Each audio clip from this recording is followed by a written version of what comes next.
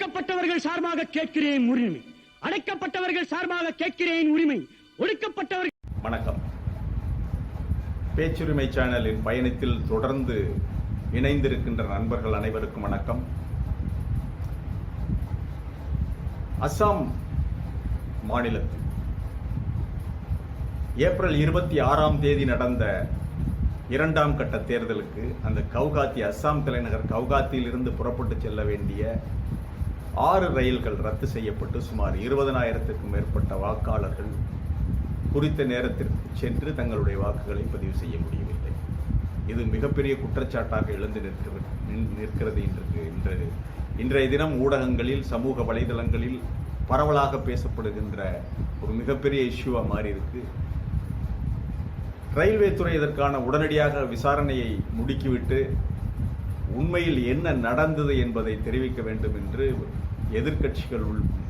எதிர்க்கட்சிகள் மட்டுமல்ல, சாதாரண பொதுமக்கள், வாக்காளர்களுடைய உரிமை மறுக்கப்பட்டிருப்பதால் சாதாரண பொதுமக்களிலிருந்து அத்தனை பேருமே தங்களுடைய குரலை பதிவு செய்து வருகிறார்.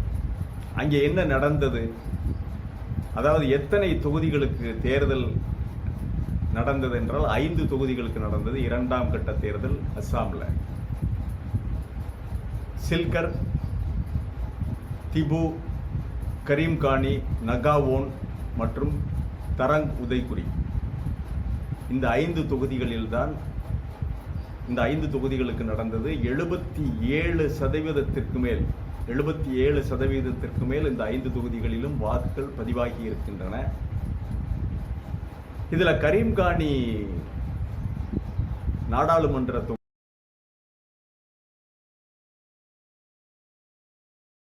இஸ்லாமிய வாக்காளர்கள் அதிகம் இருக்கிறார்கள். கரீம்கானியை டிசைட் பண்றது இஸ்லாமிய வாக்காளர்கள். அவங்க தான் அந்த பெரும்பாலானவர்கள் அங்கே கரீம்கானி போறதுக்காகத்தான் அந்த ரயில்வே ஸ்டேஷன்ல இன்றைக்கு தேர்தல் அன்றைக்கு காத்திருக்கிறார்கள். அந்த 6 ட்ரெயின்களும் ரத்து செய்யப்பட்டு விட்டது. இதனால் என்ன பாதிப்பு நடந்திருக்கும் என்று நம்ம பார்க்கணும். இந்த மாதிரியான சில்லறைத்தனங்கள், இந்த மாதிரியான பொறுக்கித்தனங்களுக்கெல்லாம் இதெல்லாம் செய்வது பாரதிய ஜனதா கட்சியினுடைய கைவந்த கலை. 1 ஓட்டா இருந்தாலும், 2 ஓட்டா இருந்தாலும், 10 ஓட்டா இருந்தாலும் தங்களுக்கு விழவில்லை என்றால் அதை எப்படி தடுப்பது?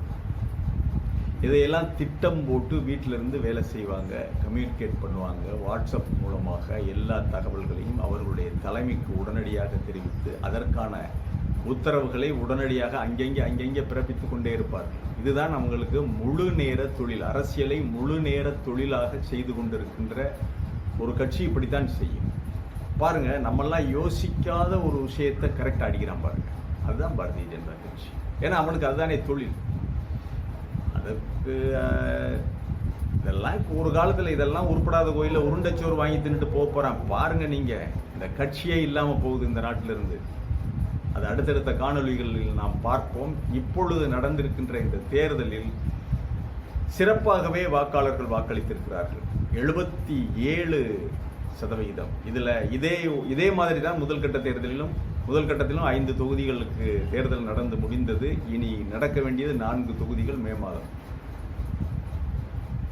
முதல் 5 கட்ட தொகுதி தேர்தலிலும் முதல் கட்ட தேர்தலிலும் 5 தொகுதிகளுக்கு இதே அளவுக்கு தான் வாக்குகள் பதிவாகி இருக்கின்றன. அதனால பாரதிய ஜனதா கட்சி சுதாரித்துக் கொண்டு இந்த வாக்காளர்களை தடுப்பது, குறிப்பாக கரீம்கானி தொகுதியிலிருந்து அந்த இஸ்லாமியர்கள் வாக்களிக்க விடாமல் தடுப்பது எப்படின்னு சொல்லி அவங்க பண்ணியிருக்கலாம்.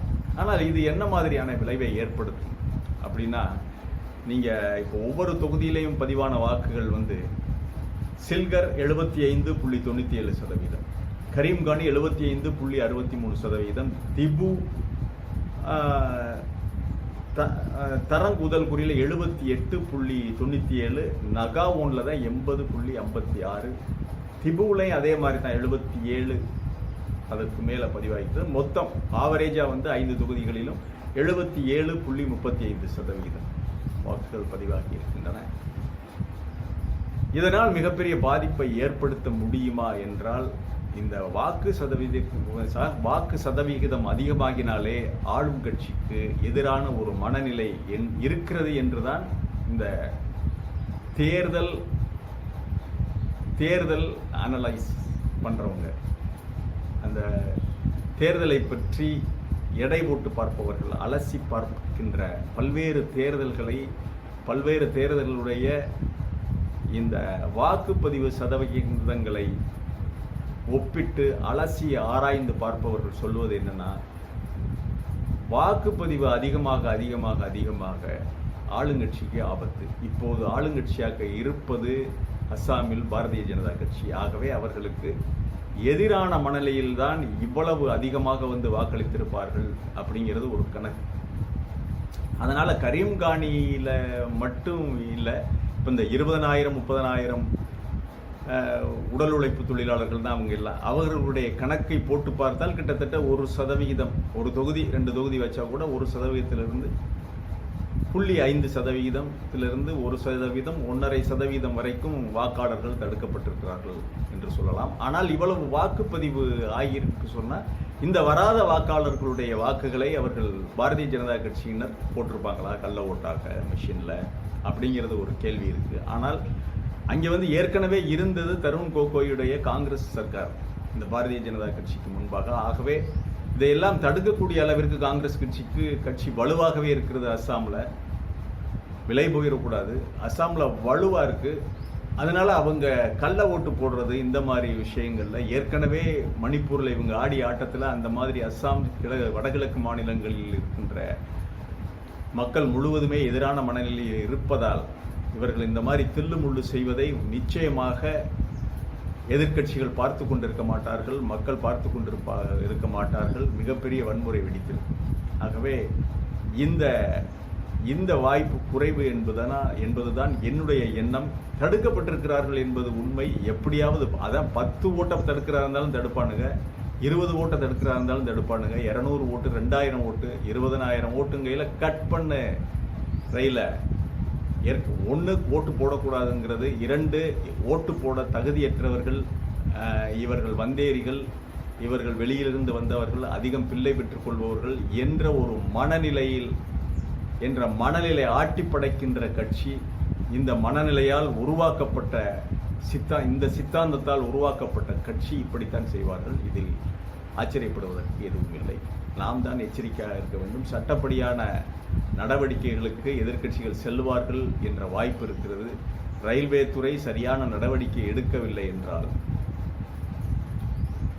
கோர்ட்டை அணுகுவதை தவிர வேறு வழியில்லை. தேர்தல் கமிஷனை எல்லாம் நம்ப முடியாது. தேர்தல் கமிஷன் மறு வாக்குப்பதிவு நடத்துமா 5 நாடாளுமன்ற தொகுதிகளிலும் இந்த மாதிரி திட்டமிட்டு பண்ணிட்டாங்கன்னா தேர்தல் கமிஷன் மேல் நம்பிக்கை போய் 10 ஆண்டுகளாகவே 10 ஆண்டுகளில் இந்த கடந்த 2 ஆண்டுகளாக, அதுவும் குறிப்பாக இந்த சண்டிகர் மேயர் தேர்தலில் அந்த அதிகாரி நடந்து கொண்ட முறையை கொஞ்சம் கூட கவனிக்காமல், அதை பற்றி எந்த ஒரு ரியாக்ஷனும் பண்ணாமல் தேர்தல் கமிஷன் கிணற்றில் போட்ட கல்லாக இருந்தது. தேர்தல் கமிஷனர் எங்கே என்று கேட்டால் மோடி வீட்டிலே வாசல் பெரி கோலம் போடுகிறார் என்று சொல்லுகின்ற கேலி கிண்டல் செய்கின்ற அளவிற்கு அந்த தேர்தல் கமிஷனர் அந்த அளவிற்கு நடந்து கொண்டார் தேர்தல் ஆணையர். ஆகவே வேற வழி இல்லாமல் அதில் சுப்ரீம் கோர்ட்டு தான் தலையிட்டது. சுப்ரீம் கோர்ட்டு தலையிட்டு அந்த அதிகாரியை தூக்கி தேர்தலை நிறுத்தி அந்த தேர்தலை ரத்து செய்து மறுதேர்தல் நடத்தும். அதனால் நமக்கு இந்த சந்தேகங்கள்லாம் எழுகின்றன. தேர்தல் ஆணையம் இதில் எந்த ஒரு நடவடிக்கையும் எடுக்காது, மறுதேர்தல் நடத்தாது. ஆகவே இதில் கோர்ட்டு தான் தலையிடும். கோர்ட்டு தலையிடுவதற்கான வாய்ப்பு தான் அதிகம். சுப்ரீம் கோர்ட்டு தான் தலையிட முடியும். எத்தனை கேஸை தான் அவங்க பார்ப்பாங்க சுப்ரீம் கோர்ட்டு, வேற வேலை இல்லையா விசாரிக்கிறதுக்கு? இதே தான் சுப்ரீம் கோர்ட் கடந்த 2 மாதங்களாக 2 மாதங்களில் 6 மாதமாகவே இந்த பாரதிய ஜனதா கட்சி செய்கின்ற அட்டூழியம், அக்கிரமம் இவற்றை எதிர்த்துத்தான் சுப்ரீம் கோர்ட்டு தன்னந்தனியாக போராடி கொண்டிருக்கின்றது. ஆகவே இறுதியாக நாம் நம்பிக்கை வைக்கின்ற இடமாக கோர்ட்டு தான் இருக்குது சுப்ரீம் கோர்ட்டு. வேறு வழியில்லை. நீதியரசர்கள் நீடூழி வாழ அவர்கள்தான் இதிலே ஒரு நல்ல ஒரு தீர்ப்பை சொல்ல வேண்டும். கோர்ட்டுக்கு போகணும். பதிவு செய்ய வேண்டிய குரலை பதிவு செய்து விட்டோம். கள்ள ஓட்டு போட்டிருப்பார்கள் என்ற ஒரு 77% 80% வரைக்கும் வாக்குகள் பதிவாகி இருக்கின்றன. ஆகவே கள்ள ஓட்டு போட்டிருப்பார்களா என்ற பலத்த சந்தேகமும் எழுகிறது. இதற்கு ஒரே வழி, மீண்டும் குறிப்பிட்ட இந்த 5 தொகுதிகளில் எந்த தொகுதிக்கு ரயில் போக்குவரத்து ரத்து செய்யப்பட்டதோ அந்த தொகுதிக்காவது இவர்கள் மறு வாக்குப்பதிவு நடத்த வேண்டும். ஒரு தொகுதிக்கு 2000 பூத்து 20,000 வாக்குகள் என்பது ஒரு 7 லட்சம் 8 லட்சம் வாக்குகள்.